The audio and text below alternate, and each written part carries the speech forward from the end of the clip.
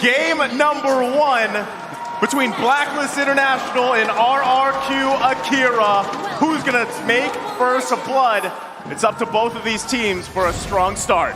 I mean, first up, look at how many purifies that Blacklist has, right? That's gotta be 3. We'll see it in just a moment, but this shows that Blacklist, they are going to respect the potential that RRQ AKIRA has with the Atlas last pick coming through. We have the Purify on Haji, on Oh My Venus, as well as Oheb. So it's not going to be as easy for RRQ AKIRA now, as they are going to have to calculate on all these spells and their timers. Oh, right now, already the focus on the top side. It's first blood for Haji, under a minute in. Yeah, Edward already claiming some dominance in that top side, but honestly, Blacklist did work that into it. We have to watch out for Haji, though, with the rotation of this Pharsa early on, using that wings by wings. They're going to be trying to make ganks quick. They're going to be trying to make ganks very, very fast, and how that affects RQ Brazil is, since they have King on this Hayabusa, you want to kind of play aggressive early on. And if Blacklist can slow them down in that, if they can take an early on lead, it's going to be a very rough game for them. Yeah, he was up there. Takashi looks like he got a couple shots and he's going to go ahead and recall for now. But you can see, right, how much focus and pressure is being put up in that XP lane. You want to go ahead and give that advantage to Edward the earliest that you can, which has already been done, despite him having that assist there. And yes, Haji grabbing that first blood. Mystery Shop, going to be able to build those burst items that he needs, probably that Clock of Destiny here, and scale. But it looks like RRQ setting their eyes on Oheb here on the bottom side. Shadow Kill going to come out. Turtle is secured though. Still looking for the kill. The Flicker committed. And they grab the kill, but they trade the Turtle. Not a terrible trade, honestly. I'm almost on the brink of believing that if you can get that trade, the gold lane for the Turtle, it almost evens out, right? Especially because they need Gusta Lagusta to be ahead right now. And Oheb, you don't want him to just farm for free. I think a big win condition for RRQ Brazil here is going to be get onto Oheb, slow him down as much as possible, and make sure that Gusta Lagusta can get these items in. And speaking of items, we had a little bit of a start there. Did start to see a little bit of penetration coming in for Gusta Lagusta. Yeah, I think Gusta Lagusta is going to focus on building that BOD next. So a really heavy as well as expensive item, but it is going to give that power spike that we usually see Beatrix have. Now on the opposing side, but wait a minute, here, King goes in. Yeah, but, you know, again, this is the sustained game here. Blacklist International are going to be just fine with that. That's the question, right? How soon or who builds that anti-sustain item on RRQ AKIRA here? They're going to need something, right, to work around that. Because you do have multiple options, right? You can go with Dominance Ice if you want. You've got the Blade as well available to you. I mean, there's tons of things. Yeah, and at the same time, Sustain is going to outpace RRQ AKIRA unless, like you guys mentioned, Gusta Lagusta can get those early items, already running that weapon mastery as well. But Luis, eyes set on the bottom side. There's the Purify though. King gonna come in for the backside, gets the Shadow Kill. Oh My Venus still gonna survive, and that's exactly what we're talking about. The Sustain is the game. The potential that RRQ Brazil actually had initially because of the Atlas annihilated, right? They need to be able to find a way to bait out perhaps the Purify from maybe Sagan, and then you can see that Luis can find a huge moment, but once again, Luis. Edward owing in with the angle, able to secure a kill as Luis falls. Using that Electro final blow and also just getting a bunch of extra gold here. Can we just talk about the fact that Edward is in the bottom lane right now, in the gold lane, all the way from the top side? This is the problem when you give Edward that Benedetta. He's one of the most proactive EXP laners in, I mean, all of MLB, especially with a movable, with a mobility hero like that. He's all over the map early on already. I mean, look at the pressure he's already putting there. Takashi, though, Black Dragon form going to come out. It's King that falls. They're still going to be going, though. Haji now focusing on Luis. He's in trouble. Almost didn't even need to get eaten up by Wise as he falls as well. And now it's Gusta Lagusta on the run here. 4 members of Blacklist International going to get cut off by Agent Zero. Grabbing another kill here, going to the hands of Haji. One by one, they all fall down to the Blacklist International Ube strategy. Haji, Oheb, as well as Oh My Venus, they're being so active on the board, and it makes sense, right? You can see the Farsa already starting to hit that damage power spike because of the emblem she brought in, as you can see here on your screen. That mystery shop is gonna make getting those items way quicker. And right now, it's starting to make a huge problem for RRQ Hoshi. They're already standing at a 5,000 gold lead.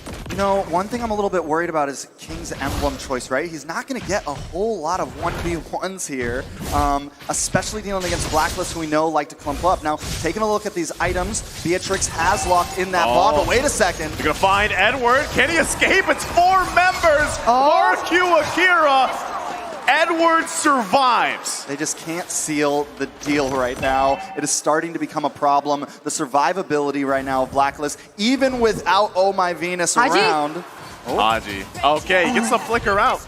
As you were saying, Trex. Nothing too major there, but at this point, Blacklist is just controlling the map. I always like to refer to them as more of a rubber band team, but when they do get that advantage early on, it is just trouble for the enemy team because they bring some of these late game heroes like Barat. So if they can get a gold lead on you, like 6K right now, it's just so hard to come back from. It's hard, but the one thing that I notice is because Blacklist, they're rotating as 5 most of the time, maybe 3-1 split. Edward goes in a separate lane. They need to still be aware of those side lanes, right? Because previously we saw that RRQ Brazil was able to push that bottom side a little bit, get a little bit of chunk from that tower, and maybe that's how they can work around it. I do like the fact that Brazil did not try to contest that turtle, right? They know the deficit they're in right now, and I think at this point their only option is to not force fights. And the Hayabusa, he needs this buff. It's so difficult for him to play anything on the board, realizing once again, like we mentioned, the high and dry. And because they're rotating together, we haven't seen the positive outcome from it as now. We're going to take a look at the items here 8 minutes in. Well, I mean, item-wise, it's looking good for Blacklist International. 8K gold lead, like we mentioned, 8 minutes in. Again, it's only been 8 minutes, right? And it's tough. It's a tough situation to be in if you're RRQ AKIRA here, because are you in a position to actually contest the first Lord of the game? Probably not. Should you let it go? Now, that's up to them. It's better because you don't have to get wiped out. As you see, Wise using the Daytona's welcome, not going to get fatal linked at all.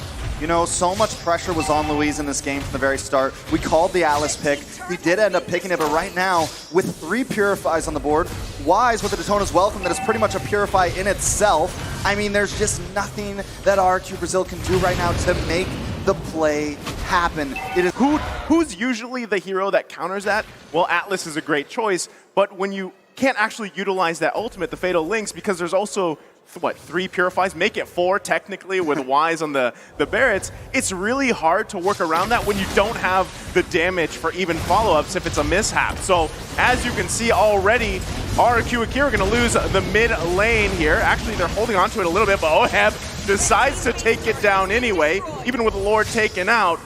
And RRQ AKIRA trying to hold on a little bit longer into this game. It's 10 minutes in. Does Blacklist International go for this bottom side inhibitor? We also have King just clearing up on the top side. The rest of the team defending in the base. You can already see the poke here from Blacklist International. Luis might be looking for an initiation. Gets the Fatal Links off, but gets punished right away as Luis falls. Takashi going to go in though. King to follow.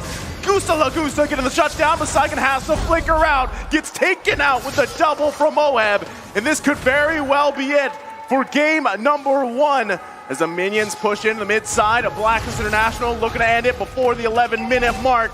Can RRQ AKIRA hold on? And it looks like they do for a little bit longer.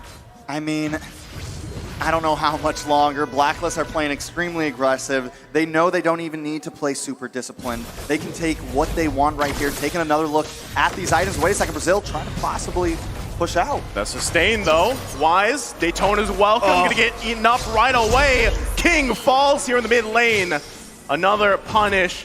Just RRQ AKIRA has no entrance whether it's in the front, whether they're looking from the side angles, the back with Yuzong, it just does not work right now. Yeah, it just seems like there is not an answer for them. It might be time to start thinking about game 2. I think the only possibility here, like if I really want to play the devil's advocate, is try to get them to use those purifies with either the Atlas or Takashi on this Yuzong, try to bait out those purifies, and then whoever baited them, the next big CC needs to come in and get them. But that is asking a lot, especially the way Blacklist are playing this. And once either of them goes in, Oheb is so farmed already. He's the second highest gold. No, he's got the second highest damage on the board as we speak. Once they go in, he is shredding them down. It's hard. It's difficult. I completely agree with you. I would try and bait with Sagan on the Valentina, perhaps with a big play, but even then, it's not possible. They can't look for pickoffs either, and every time King looks for a split push, you see him being taken off the board and giving Blacklist a bigger lead than they already have. And up until this point here, Luis goes for something here. Oh. Let's see what they can do. But another Purify. there you go, Purify. Right, that seems to always be the answer. Haji gonna get to half health, healed up right away. Saigon though going in, not gonna be able to get anything as he falls. Haji to grab the kill. Lord here, 1/4 health.